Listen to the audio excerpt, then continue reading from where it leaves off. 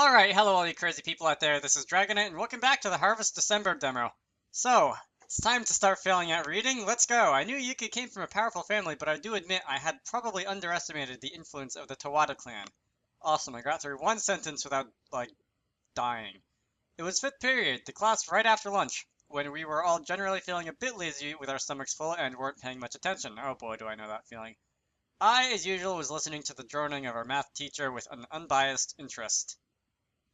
And so, Galileo, whose mathematical theories were too advanced for his time, lost all hope. He agreed to participate in a duel for the woman he loved, and there he perished. Alright, well, 3rd page, and I'm already failing. Let's see, this doesn't sound like math. At least, I don't know. Not any math I'm familiar with. The blackboard was filled with notes about the mathematician's life instead of equations. Oh. Alright, so somebody's going a little off topic here. Our math teacher was known to ignore the school curriculum and talk about the historical figures of mathematics as he pleased. By the way, if anyone from outside the United States is watching this, I don't know exactly what kind of regional thing it is, but some versions of English use maths, M-A-T-H-S, and some versions of English just use math, M-A-T-H, for the same word. And I foresee that confusing some people when I say one and not the other, which it shows on the screen, since this is translated from Japanese and stuff. At least it's amusing, I muttered as I made a few notes absent-mindedly. People probably wouldn't be able to tell this was a math class judging from my notes. Yeah, that's what I said on the first. That's kind of why I had so much trouble reading that one sentence a couple of pages ago, was because it sure didn't sound like math. So, our teacher was beginning to speak passionately about something. I remember Koei mentioning that when they were on the topic of see, that's a name I know, but I couldn't even pronounce it back when I took actual math classes. So it's Leibniz. Sure. It went 2 weeks for him to finish talking about his life and values. I would have been interested in whatever that noise was. That's his name from now on. Duel for the woman he loved, I read my notes. There's a man willing to throw his life away for a single woman. Oh, that doesn't bode well for a visual novel. It was something I couldn't relate to, something unreal. I don't know, dude, you almost did a couple sections of book ago. Which is why it caught my attention and I kept on listening to what he had to say. Did I have anybody I was willing to die for? See, why would you put that in the visual novel? I don't know if there's going to be any life and death drama for the rest of this demo version, like there was a couple sections ago, but oh boy, the rest of the story should be interesting. I was pretty sure they would have said yes, they would die for me. I sounded so arrogant in my head, I grimaced. Their loyalty lay in a place so far away from me, whereas me, I was sure I would say no. I would easily cut either of them off to save my life. Oh, nice dude. I was in awe of Shira being a goddess and admired Yuki's directness.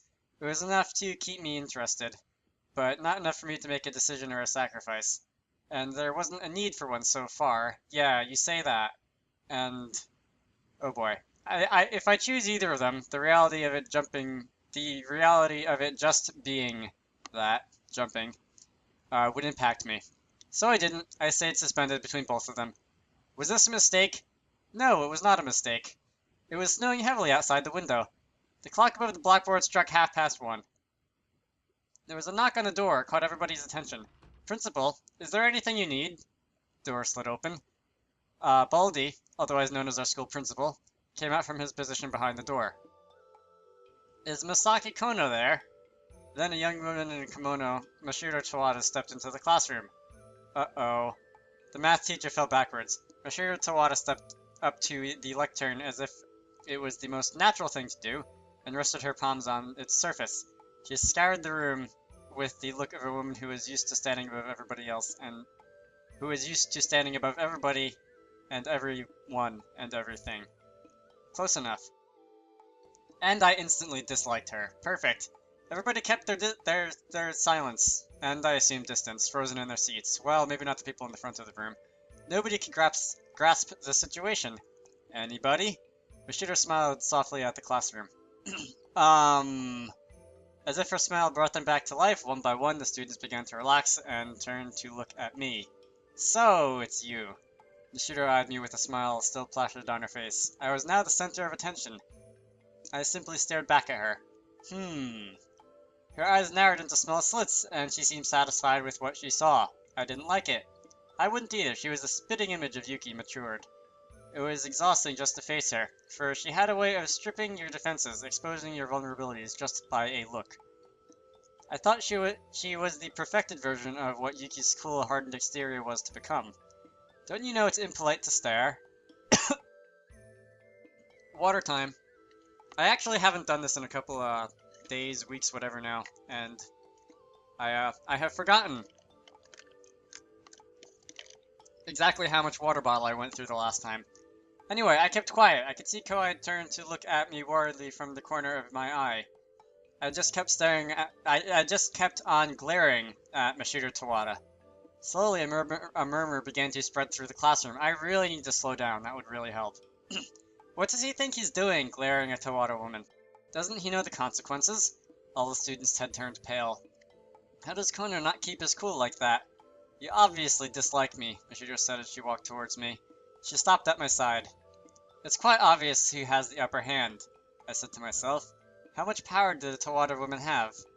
If people could live different rules from other people, her eyes were proof that it could be done. If people could... Okay, good, that's what it says. Her expression clouded. She probably was thinking the meaning of my words. Am I correct to assume you're Masaki... Is that what I called him earlier? I don't know if that's what I actually called him earlier. But I wasn't keeping cool at all. I refused. In fact, I was furious. I haven't even asked anything of you. But you came for something. I waited for her answer. She abruptly took her eyes off me. Duel for the woman he loved. Yeah! Her gaze dropped to my notebook. That's nice. I said I refuse. If that is the case, will you cut your ties with my daughter? I refuse to do that too. Why? Why? Why? So that's your real face. Dang, I missed the whole last page. Does this guy have no common sense? Anyway, I want a word with you. And that was it. She turned around and walked out of the room. I couldn't help but notice the smooth white skin of her nape, similar to Yuki's. The classroom was buzzing now. I reached out for my pencil. I had no intention of obeying her at all. I hated the way she never looked back once, as if she was sure I would be at her beck and call. Yeah. I mean, what happens if he just sits there? It's not hard. And it was as if she purposefully did that, knowing I would acknowledge my own arrogance and self-reflection. But then, our school principal looked back and forth between me and Mashiro. At first, Baldi glared at me condescendingly, and then he thought twice and began bowing to me several times, begging me to go after her. That was how it was. If you offended a Tawada in these lands, it was hard to live.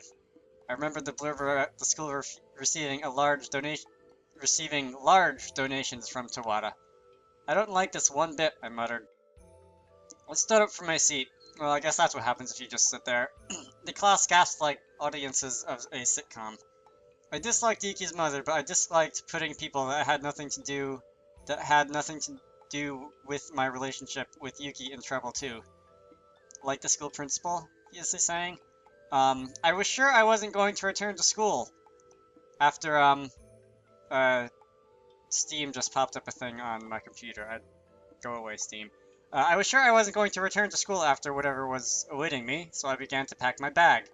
Masaki, Koei called to me as I was about to leave. I hope things don't turn too badly. He smiled wanly. Wanly, whatever. Because he knew the details of my relationship with Yuki, he probably had a notion of what Mashiro wanted from me. Maybe it's not going to end this lightly, I joked as I pointed to the bandage on my cheek. I was surprised at my candor. Apparently, I could still make a joke, even if I was seething. I walked down the corridor, bracing... Why is there no picture on the top screen? I walked down the corridor, bracing myself from the cold and what to come. There was a shiny black car parked outside the school gates waiting for me. I slid into the back seat next to Mashiro. I like people with some backbone, she smiled. Back in the classroom, the students... Okay, so this is a change of scenery again. Back in the classroom, the students had burst into an excited buzz. The door was left wide open, and people gaped at the opening in anticipation Mashiro would make another appearance. The math teacher had given up on continuing with his class. I mean, it didn't sound like he was trying too hard anyway. Everyone was too busy gossiping and making conjectures as to what would happen to Misaki. Ah, conjectures, math terms. But Kawai Toyama kept his calm. He turned his head towards the front row of the class. There, by the desk closest to the corridor, Sane Morino sat just as quietly in her seat. She turned around and met his eyes, and they nodded at each other. Sir, we are going to have a stomachache soon, so we are taking sick leave. Excuse us, please. Oh, that's an excuse to the teacher. Okay. You're going to. Before the math teacher had realized it, Koei and Sine had grabbed their bags and left the classroom. A few minutes later, what's the matter, Oni-chan? I'm in the middle of the class. What? Misaki-san is... Oh, of course I'll go. Don't leave me. Yet again, Mija proved herself to be one of the worst heads of student council in student history. I don't even remember that being a thing from the last time I recorded this, but just shows you how long it's been. The three ran after the tire tracks that led away from the school gates. At the end of the trail would be the Tawada estate, home of the most powerful family in their town. And another scenery break. At the dojo, built in a separate building from the main estate, I sat formally on the floor, my legs bent under me. They were numb now from sitting too long, but I concentrated on keeping my back straight and my expression blank. The hard wood floor was cold and hard. Yes, oh, the wood floor was cold and hard. Okay, that makes more sense. But since my legs were numb anyway, I didn't care too much. You may sit in a comfortable position if you would like to. That was the first thing Mashiro said in an hour. In an hour? Is that way of showing consideration to a city boy? I asked her dryly. She was sitting in Cienza. Where did I get an N from? She was sitting like that as well, for just as long as I was, but she seemed used to it and retained a comfortable ease. Stretch your legs, she commanded coldly. I thought you were big on manners. I am trying to remove any possibility of your making any excuses. I didn't understand what she meant. But still, I stretched out my legs and moved into a more comfortable position to sit. I could feel the blood rush to my toes as I was sure they would regain their senses in a while. I mean, if you don't keep sitting there, the tea that was served sat untouched on the floor. It had turned cold as the air by now. Are you unfamiliar with the dojo? Yes, I replied honestly. There were a few mantras written in calligraphy hanging on dojo walls. You have a background in Bujutsu, right? Bujutsu? I think? No? Really? I didn't know what her intention was. Why did I doubt she was lying? You are too calm. Most men that face me would show some signs of discomfort or nervousness. This is why I thought perhaps you had been disciplined in some manner. And you thought I had been trained in some Bujutsu. I noticed a square wooden box filled with practice swords and spears of all sorts placed in a corner of the dojo. It resembled a large umbrella stand. I only seem calm because the situation is unreal to me. Unreal? You don't think this is reality? It is reality, but it's unrealistic. You say the most peculiar things. I like this conversation. It's easy to read. I was sure 5th period would be over at school by now. And here I was, sitting to face the head of the Tawada family. This wasn't where I belonged. I wasn't being myself here. The further I was from my everyday life, the easier it was to look at the situation with a stranger's calm eye. The numbness in my legs began to ebb away. How long do you intend to stay silent? I asked, not wanting to waste any more time. Finally, you are willing to have a conversation with me, Mashiro laughed gleefully, and I was taken aback at how young she looked and when she did that. I've heard a lot about you from Yuki last night. I assume you've heard the reason why I have scars on my face as well. I heard you screamed like a girl. I never thought I'd live to face somebody with a weapon in hand. It was your own fault, you know. I doubt that somehow, but never mind. Strangely, I didn't feel that irritated with her smirking at me. The look she gave me now was one of a curious girl with twinkling eyes. Misaki-san, am I right to think you're dating my daughter? Yes. But do you not love her? Correct. Why are you dating her then? That's what I've been asking. I think she has a pretty face and a nice figure. I think that's the last thing that one would want to say in the situation between you and me, good sir, but I am beginning to wonder if I should end your life right here, right now. As any mother should. Don't you realize that if you anger me, I can make your life extremely difficult in this town? Yes, we've had that dialogue line already a couple, minutes ago. I am furious now, to a point where I can't really think straight and consider the consequences. Besides, she ignored me and continued, don't you think you should be diplomatic in case you need to ask for my daughter's hand in future? I'm not going to. Why get flustered at that idea? What is it? I take the cold cup of tea in my hand. I take one big mouthful since my throat had suddenly gone dry.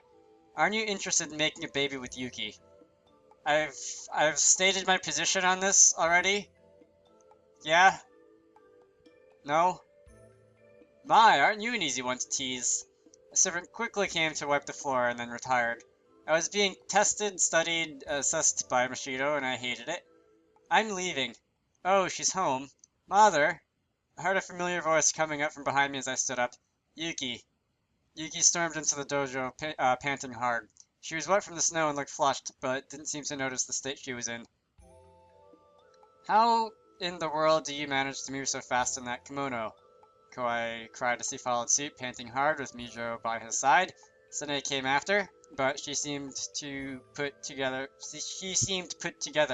compared to the other two. Mother, what is the meaning of this? Choose your weapon. Uh-oh. Now what? You're going to fight this boy right now. I want to test him, I'm sure you understand. What for? He does not love you, we know this already. But yet, he's dating you. Furthermore, he's dating the goddess, too. I don't understand him, and I can't figure out what kind of a person he is. Don't you think it's natural for me to want to learn more about him? That doesn't give you the right... They really need to have some, notes on who's saying these lines, because it's been 10 or 15 lines without, and I'm not actually sure who's speaking. If either of you refuse, I shall separate the both of you using all of my power. Mashiro smiled coldly, fully aware of her daughter's outrage. It was obvious who had the upper hand. Same as before. You look as if this has nothing to do with you, does it? Aren't you worried how this would affect your family? I remembered the way Baldy bowed, how anxious he looked. If Tawada made it known we were an enemy to them, life would be extremely hard. If the local shops refused to sell to us, all that alone would be a problem. Now, it does have something to do with you, doesn't it? I don't like this at all. You may not like it, but you will have to go through with it. Too bad, I decided to find out more about you. I faced Mashiro. I could feel Yuki shaking in anger behind me. I told you before, I don't have any experience in martial arts. Do you really think I'm making you two fight because I want to see which one of you wins? No. I want to see how you would fight. I want to see the raw primal part of you. As you wish. I remembered the words that a person's worth can be seen at the brink of life and death. I forgot where I had read that. Auntie Mashiro, Kawai stepped forward. This isn't fair. Did you really just call me Auntie? Eek! Okay. I did not know that before, I think. Mijo was looking worried, looking back and forth at me and Yuki. Sene behaved just the way she always did. I closed my eyes and took a deep breath. And my weapon? Choose what you please. She pointed at the box in the corner of the dojo. Misaki, have you calmed down? I turned to Yuki. Are you sure about this? We don't really have a choice. As I always say, reality is merciless. My feelings won't change no matter what Mother tries to do. But mine will. What do you mean? With my hands in my pockets, I made my way to the box full of weapons. I felt the insides of my pocket to see what I had there. I would lose interest in you. Is that the biggest thing you're worried about now, really? She was standing there, looking unsure, looking insecure. She was just being a normal girl, for a first. And that wasn't the Yuki Tawada I was attracted to. The way you're behaving right now, just like everybody else, I wouldn't care whether you were dead or alive. How nice. I picked out a wooden sword with one hand. I had only handled one of these before in PE class in secondary school. Hey, Misaki-san, that's harsh. I ignored Miju's angry outburst. Do you hate me now? I don't hate you, but I've never loved you either. But I was valuable to you, yes. I kept rummaging through the weapon box. The Yuki I know would be eager to show that old woman that she made the right choice. Old woman, I'm only 34. Might just be me, but that's less than twice of what I assume these people are, for crying out loud. It might just be me, but I felt the head of Tawada was beginning to lose her intimidating stance. I see. I faced Yuki again, now the weapon in my hand.